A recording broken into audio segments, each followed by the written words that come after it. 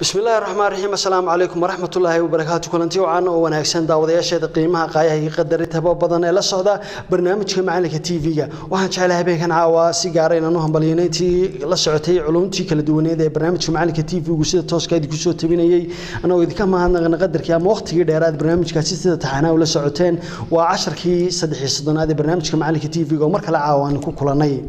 waxaan daawadayaal aad iyo aad idinka mahadnaqan waqtigiina qaaliga tirsan barnaamijka iyo muddada kooban ee ku waxaan jecelahay toddobaadkan inaan halkaasi ka sii anbaqaadno inagoo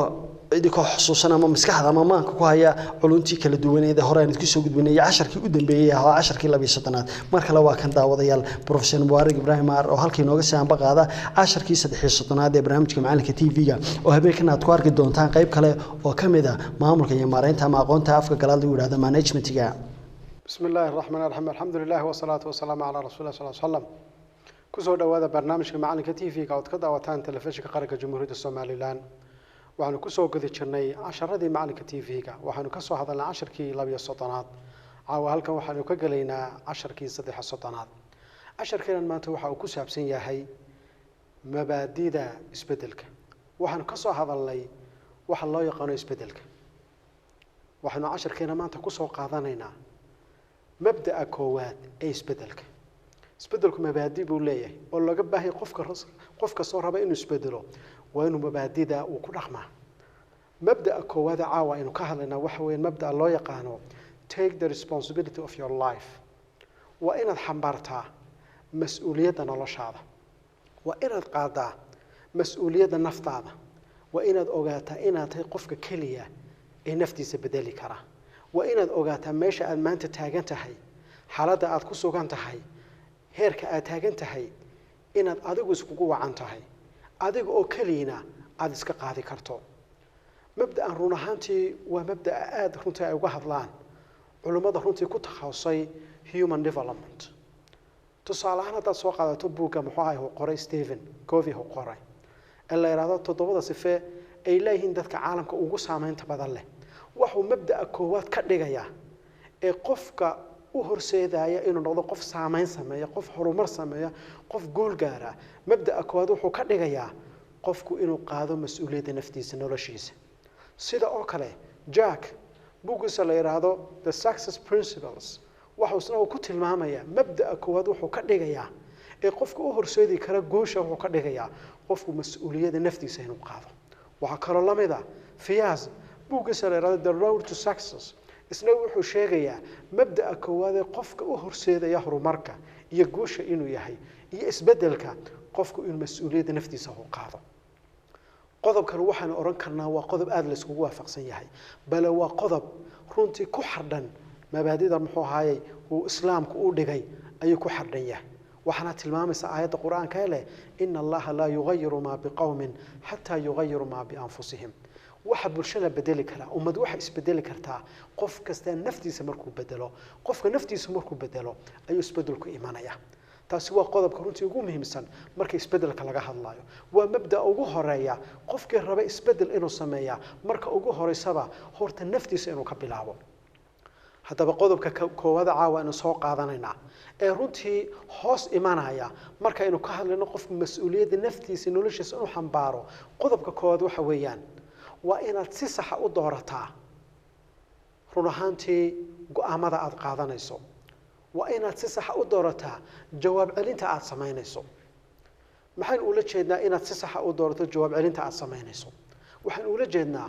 noloshana aad ku nooshahay wax badan baa ku soo waajahaya arrimo badan baa kugu dhacaya hawlo badan baad arkaysaa haddaba hawlaha badan ee kugu dhacaya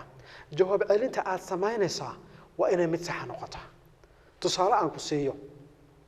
adiga oo suuqa maraya ayuu qof ku feeray markii uu ku feeray su'aasha isweydiinta noqonaysa waxay noqonaysaa jawaab celintaadu maxay noqon kartaa waxa laga qofka ku feeray inaad tiraahdo waan feeri lahaa ama waxa laga inaad tiraahdo waxa weeyaan waan caay lahaa ama waxa laga inaad tiraahdo waan iskaba dhaqaaqi lahaa lama la hadleen ama waxa laga yaabaa inaad tirahdaba waan qosli lahaa intaas waa jawaab celin weeyaan oo qofku ma ku feero intaaba waxaad ikhtiyaar baad u haysataa doorashaad u haysataa qofkii ku feeray inaad feerto waad awoodi kartaa inaad iska dhaaftana waad awoodi kartaa inaad runtii hadal aan fiicna ku tiraadina waad awoodi kartaa inaad qosashana waad awoodi kartaa haddaba dadku halkii ku kala duwan waa halka qofna jawaab celintiisu doortaa oo jawaab celinta saxda ah buu qaataa markuu goobtaas oo kale ku sugan yahay xaaladaas oo kale markuu ku sugan yahay jawaab celinta saxda ah buu qaataa qofna jawaab celin sax ma qaato duruufaha ku jira ayuu runtii la tacaala duruufahaasi waxay keensanayaan buu qaataa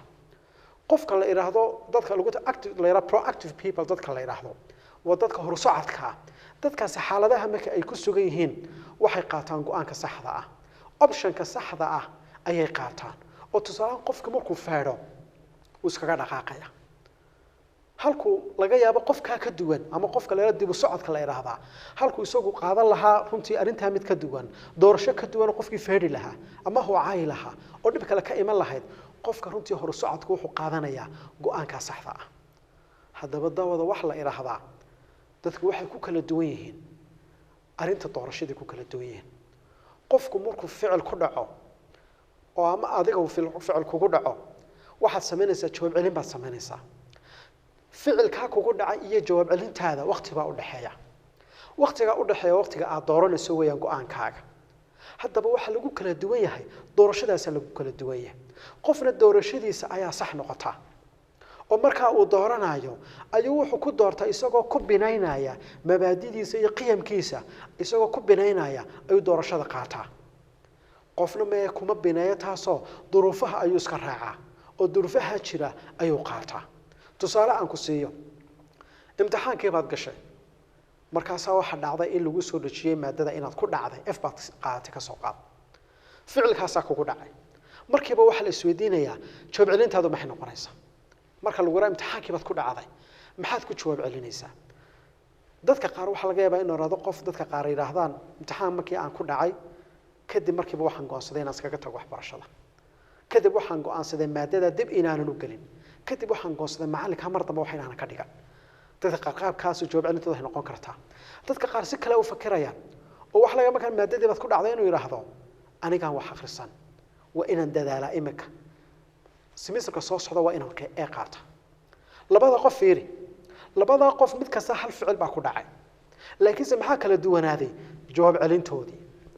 midna wuxuu ku jawaabay si positive ah oo wixii imtixaankii ban galay waan dadaalaya midna wuxuu ku jawaabay waxa weeyaan arintaas halkaas aan ku joojinaya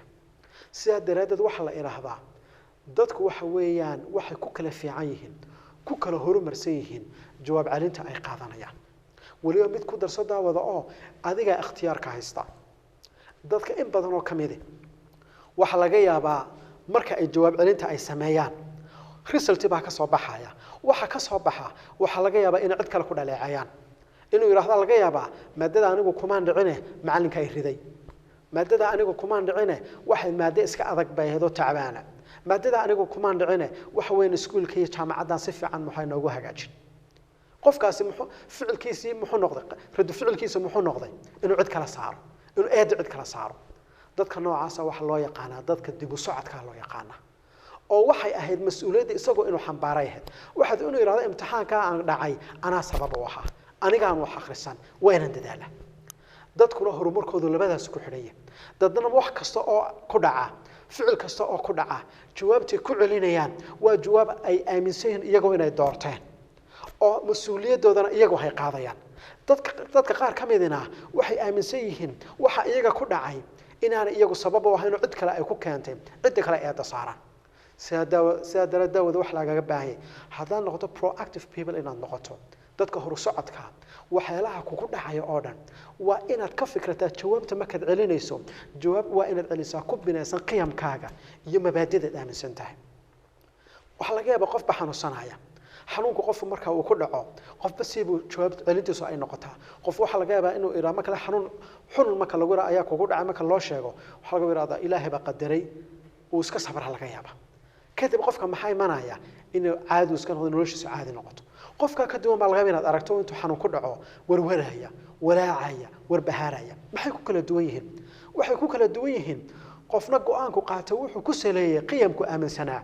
oo go'aanku qaato wuxuu ahaa maadaama xanuun igu dhaco ilaahay igu keenay waan ku sabraya oo qiyamkiisii uu aaminsanaa ku bineeyay marka uu iska degay qofna kuma binayna duruufuhu ku saleeyay sida daraadawada wax laga rabaa waxyaalaha kugu dhacaya ee noloshan kamida inaana duruufaha aanad u tiirin inaana cid kale ku dhaleecayn inaana cid kale eeda saarin adigu waa inaad saartaa adiga go'aanka iska lahaa go'aanka ka duwan wad qaadan karaysa oo tusaale ahaan halka aad qofkan ka feedaysay awood waxaad u lahayd qofka inaad iskaba cafiso awood baad u lahayd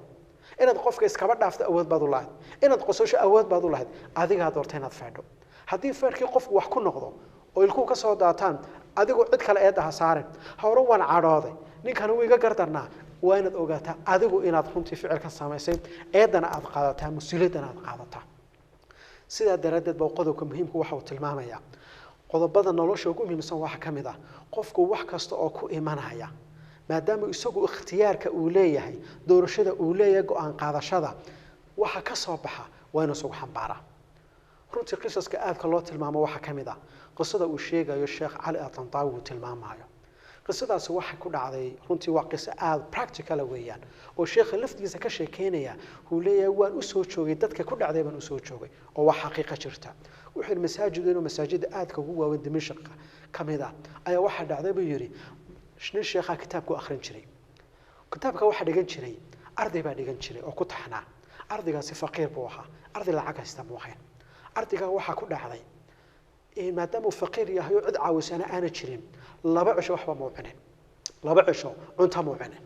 maalintii saddexaad marka ay gaadhay uu arkay inuu aad u gaajoonayo oo hadduu wax cun waayo uu dhimanayo ayuu ka yara ardayga fakiray wuxuu ku fakiray wuxuu yiri maadaama xaaladdu aad u adag tahay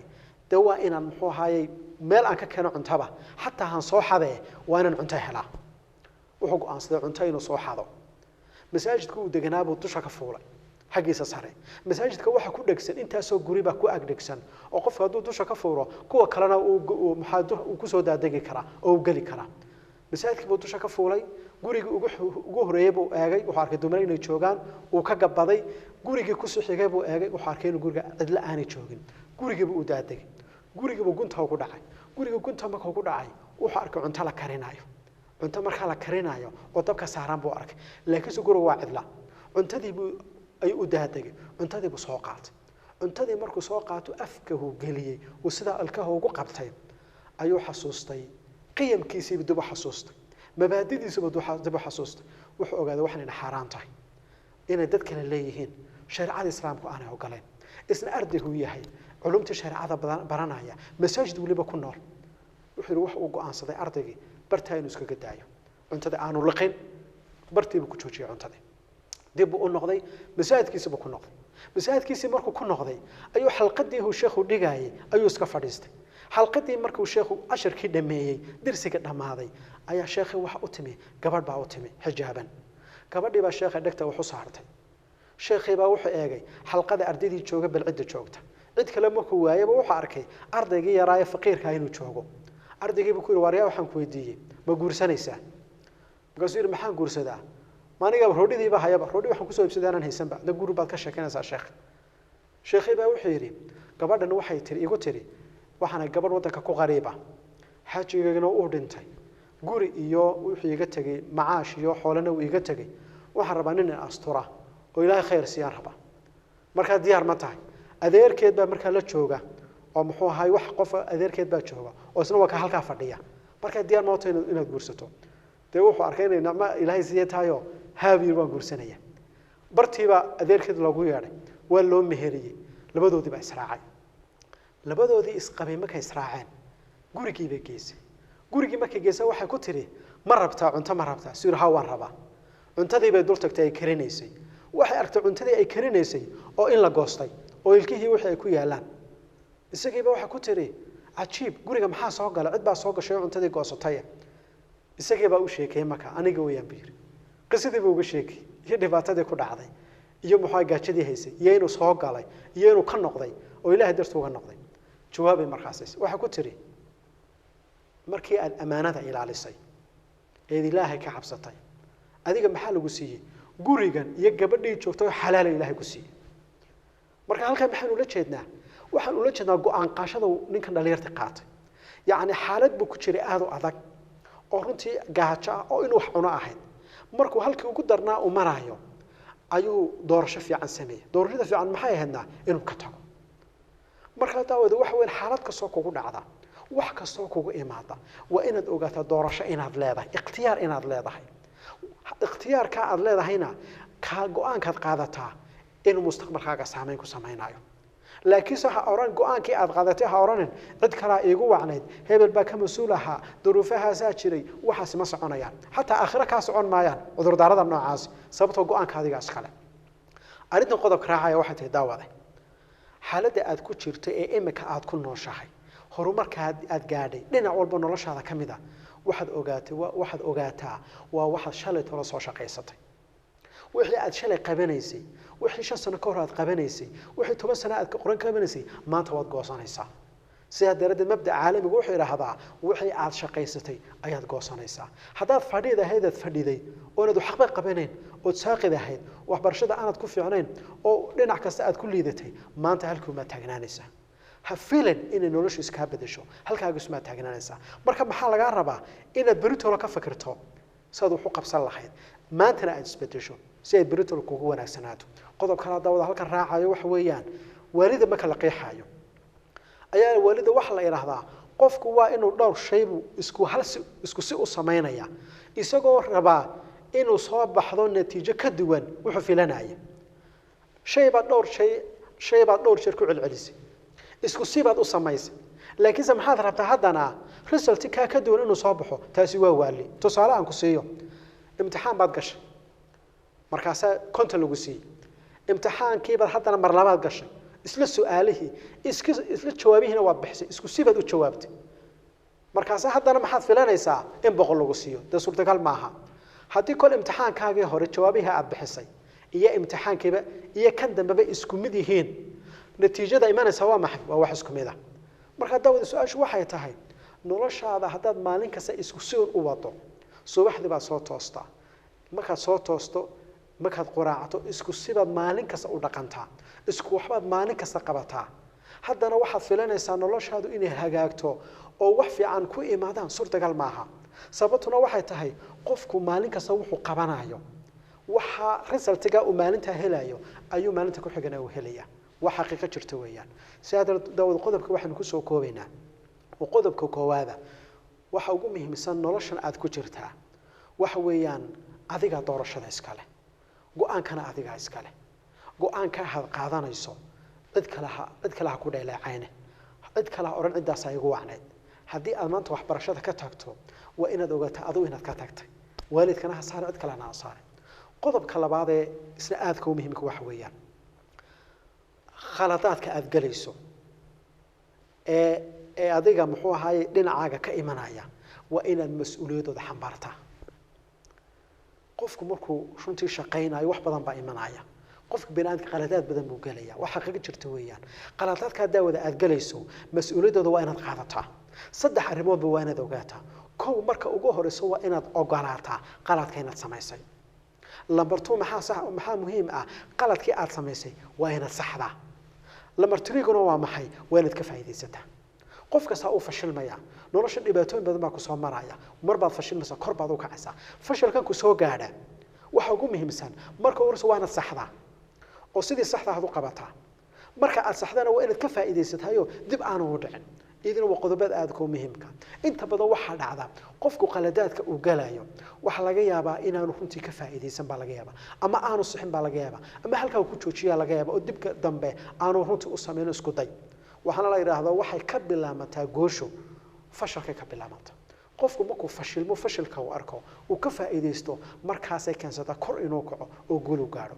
dawada qodob kale halka raacayo oo qodobkaasi waa qodob aad u muhiim ah waa inaad joojisaa saddex arrimood waa inaad iska joojisaa waa hadii aad rabto mas'uuliyadda naftaada inaad qaado hadii aad rabto noloshaada adigu inaad hogaamiso oo halka aad rabto inaad gaarsiiso qodobka muhiimku waxa weeyaan saddex arrimood waa inaad ka dheeraataa kow cudurdaarka faraha badan leh oo hawl marka lagu diro shaqo markaad qabanayso ama hawl laga sugayo inaad cudurdaar u samayso oo wax kasta ku cudurdaar waqtiga ugu yar hawsha igu badan waxa la badan dad ku cudurdaarka wax la wada joojisaa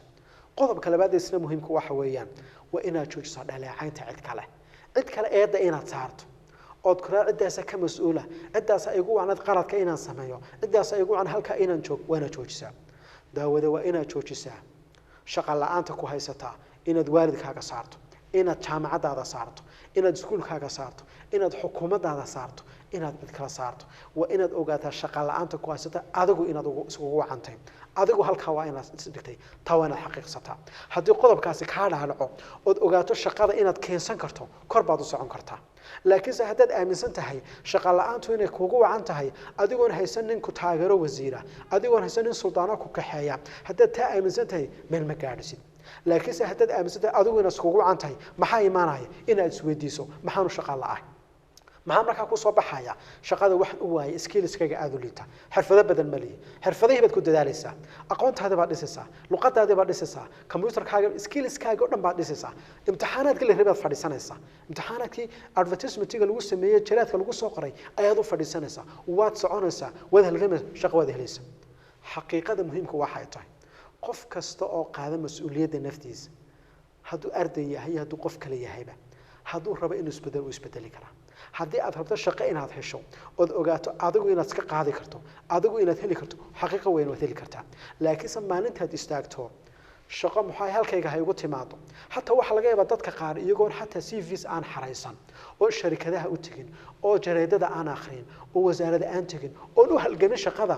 ayuu rabaa halkiisa isagoo fadhiyo shaqo in lagu yeedho la yiraahdo kaale reerkiiba ku shaqaaleysiinaya taasi suurtagal maaha waa inaad adigu u halgantaa waa inaad juhdi gelisaa si aad u shaqo u raadsato qodobkaasina dawada waa muhiim oo qodobada laf dhabarka bay ka mid tahay inaad qodobka saddexaad raacay waxa taarintani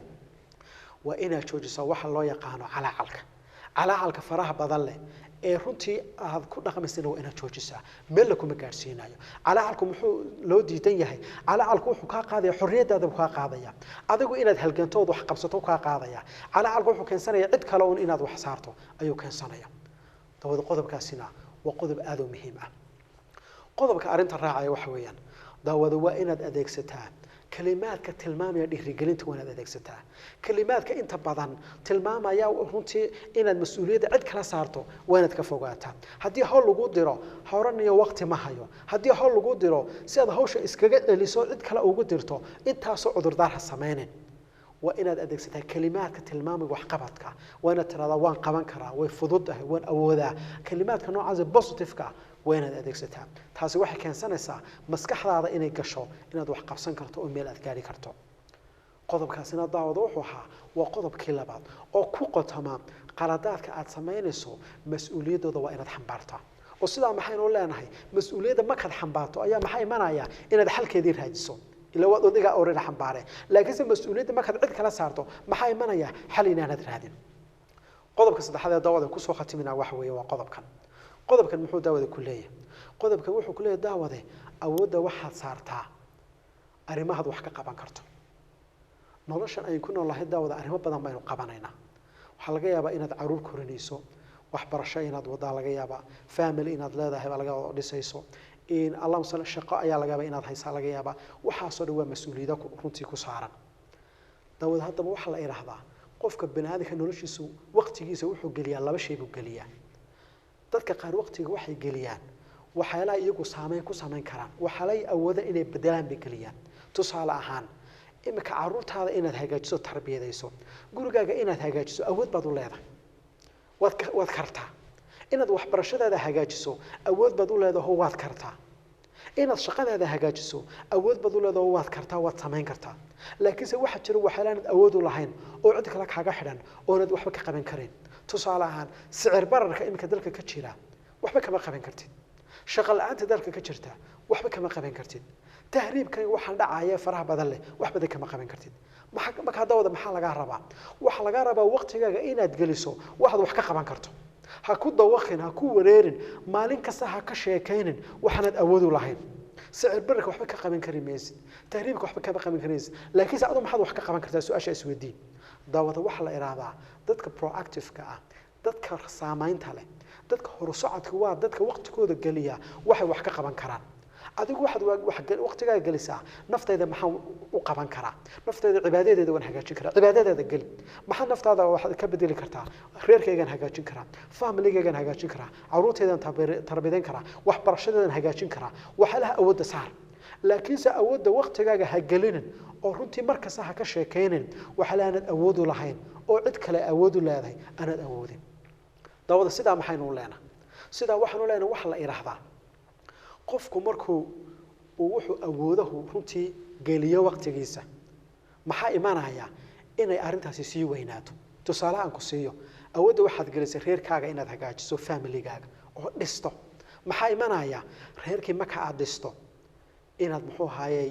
qarabadaadina aad dhista imanaysa qarabadaadii marka dhista maxaa imanaya inaad jaarkii dhista imanaysa jaarka marka dhista maxaa imanaya xaafadii dhameed inaad hawsheedii gasho xaafadda marka dhista maxaa imanaya inaad dalkii wax u qabato laakiin se adigoo naftaadaba wax u qaban adigoo reerkiina waxba u qaban oo caruurtaadii waxba u qaban hadaa tirado waxaan hagaajinaya siyaasadda dalkan hagaajinaya sicir bararkan wax ka qabanaya taariibkan wax ka qabanaya maxaa imanaya waxa imanaya tiisa daryaala tukala ku daray imanaysa wana qaacida asaasiya oo waxa la ilaahdaa qofku waqtigiisa waa inuu galiya wuxuu wax ka qaban karo hadduu taa galiya maxay imanaysaa inuu kor u socdo imanaysa uu gaadho xataa waxyaalaha isaga ka baxsan uu wax ka qaban karo laakiin se hadduu qofku waqtigiisa galiyo waxa uu wax ka qaban karin maxay imanaya hadduu qofku waqtigiisa galiyo inuu markasta ka sheekeeyo dhibaatada dalka taala siyaasadaha yaala iyo sicir bararka tahriibka maxay imanaya waxay imanaysaa inuu markasta cid kale eedeynta saaro marka socod kale uu dhaleecaynaya marka socod kale uu eedeynaya uu leeyahay kuwaas noogu gacan kor muxaarmaha noocaas maxaa meesha imanaya naftiisu buu ilaabaya naftiisu markuu ilaabo maxaa qofka ku dhacaya waxa imanaya inaanu ismaamuli kareenba inuu aamino isaga noloshiisa cid kale inay maamushaba inuu meesha isagu ka baxay imanaysa saadara daawada waxa la yiraahdaa qodobkaasi waa qodobada aadka u laf dhabarka tusaale yar aan ku siiyo maanta dalkeena aan ka siiyo Soomaaliland اعتراف bay rabtaa maanta caalamka ay ka rabtaa سؤال واحد هيداوده اعتراف كان أين ربنا محين وربنا اعترافكم بهدف با اعترافكم داود هدف معه اعترافكم هو استراتيجية ويان أين كو قارنا هدف وهدفكم هو محل سومالي وهرمركم وين هدفكم هدفك للربا ومدن للربا وهرمر لكن الطريقة الله سي مرايو وسيلة الله سي مرايو واعتراف ويان ضد بضبا ما أنت وحا ويان وحا أدسكو تحلو جنيان إن لقى اعتراف كليا لقى حلو ومدة واحد مودا إن اعتراف نوجي هينايو لكن أرنت صح ذي واحد يتحي هرمركم هدف كأنه اعتراف معها لكن سوا وسيلة اعترافكم أين كو قارنه هرمر أين كو قارنه سواء شيء سويدين تلا واحد يتحي أو هرمركم ملقو قاري كرا وسيلة كلا أنا هين اعترافكم ملقو قاري كرا هوا لقو قاري كرا intaas oo istiraatiijiyad intaas oo runtii wasiilo ayaa jira oo horumar lagu gaari karo oo اعتراaf ahayn oo waxa si balada kugu dalil kugu noqonaya dalka Taiwan la yiraahdo wadan muctarafa maaha hadana horumarka caalamka meel la yaab leh ka gashay marka dawladda maxaa qodobkan u leeyahay dad badan oo dadkeena kamid ah waxay ku leeyihiin halkii ay ka qayb qaadan lahayn horumarka dalka wax dhiska dalka wax badan la qabsan lahaa mooda inay aaminsan yihiin ba wax horumarkii oo dhan ba inuu naga xiran yahay اعتراaf naga xiran yahay taasina sax maaha horumarka inagoon اعتراaf helin baan gaari karnaa inagoon اعتراaf zaman wax ka qabsan karnaa sida maanta ay wadooyinkan u dhisanay oo inagu u qaadanay ayaa wax badan oo kale u qabsan karnaa inagoon اعتراaf haysan laakiin se wax kasta inaan اعتراafka ku xidhno wax kasta inaanu ma heli karno ilaa اعتراaf aynu helo arintaasi sax maaha siradeeda bulshadeena waxaan looga baahan yahay inay isweydiiso bulshadeenu maxay qabsan kartaa maxay inagu wax ka qaban karnaa maanta inagu bulshadeenu wax ka qabsan kartaa wax weyn waa horumar inaynu samaysano inuu wadankeena dhisano awood baynu leenahay ummadeena inaan midayno oo mid noqoto awood baynu leenahay ummadeena in runtii la dhiso oo cid kasta la dhiso awood baynu leenahay laakiin se اعتراaf cid kale naga xidhaya marka اعتراaf inaan isku daalino cid kale naga xidhan runtii waxaan waqti badan inaan gelino aad baa loogu fiicay isagoo اعتراafkuna aan aaminsan inuu muhiim yahay haytay inaan u halgano istiraatiijiyadiisa saxda aynu sameeyno runtii muqaabka loo golay la hagaajiyo anaga taaminsan haddana waxaan aaminsanahay focusku markasta inuu ahaado in qof kasta horumarka uu ka qayb qaato daawada waxaan ku soo qatiminaa qodobkeenan maanta waxaan ku soo xidhaynaa daawada waxa loo baahan yahay qof kasta dalka kamid ah waxa loo baahan yahay waxa loo yaqaano inuu runtii isdhaqaajiyo loo baahan yahay isdhaqaajintu waa maxay hawsha adigoon lagu dirsan inaad dhaqaajiso mas'uuliyadda ka mid tahay qof kasta hadduu yiraahdo waxaan sugayaa inta la ii yeedhayo inta la oranayo waxa qaba ayaan sugayaa waxba ma hagaagayaan waa inaad ogaataa adigu wax kasta inaad adigu naftaada mas'uuliyad ka tahay dalkaaga mas'uuliyad ka saaran tahay xashiishka gurigaaga yaala waa inaad qaataa xashiishka wadada yaala waa inaad ka qaataa laakiin saata tira dawladda hoosuman sugayaa dawladdu man sugayaa arrintaas sax maaha waxa loo baahay mabaadida asaasiga oo horumarka kamid ah bal la iraahdo waxaalaha runtii ugu marka laga warramayo mas'uuliyadaha qofku qaaday wax kamid ah qofku hawsha inuu xaqiisa ay ka timaado inuu bilaabo mubaadarada wax loo yaqaan taasi maxay keensanaysaa adigu daawada wax kastoo dalkaadu qaban karto waa inaad qabataa laakiin se wax kasta xukuumadan ka sugaya hatta xashiishka guriga yeelayna ayaan ka sugaya run ahaantii waxay noqonaysaa arrin runtii marka ummadda oo dhan dhib u keenaysa daawada waxaan ku soo qatimaynaa waxaan u baahanahay inaan mas'uuliyadda nafaheena aynu qaadno qof kasta naftiisa qaado kadib baa waxay imanaysaa inaynu qaadno mas'uuliyadda dalkeena laakiin se haddaynu dayacno mas'uuliyadaha nafaheena haddaynu dayacno tareeraheena haddaynu dayacno maxaa imanaya ta Soomaaliland weyna inaynu wax badan aynan ka qaban karin intaas ku soo koobaynaa wassalaamu calaykum waraxmatullaahi wabarakaatuh waa tahay daawadayaal aad iyo aad baan idinka mahadnaqnay waqtigiina qaaliga aad siiseen inaad barnaamijka macalinka TV-ga si taxan oo la socotaan barnaamijkii macalinka TV-ga oo toddobaadkan mariya 10-3 ee macalinka TV-ga ku kulanay waxaan jeclahay daawada toddobaadkan intaas inaynu ku soo gunugulno barnaamijka loo xismo kala mid ah koronto kulma dhamaantii waxaan ku dhaafanaa assalaamu calaykum waraxmatullaahi tacaala wabarakaatuh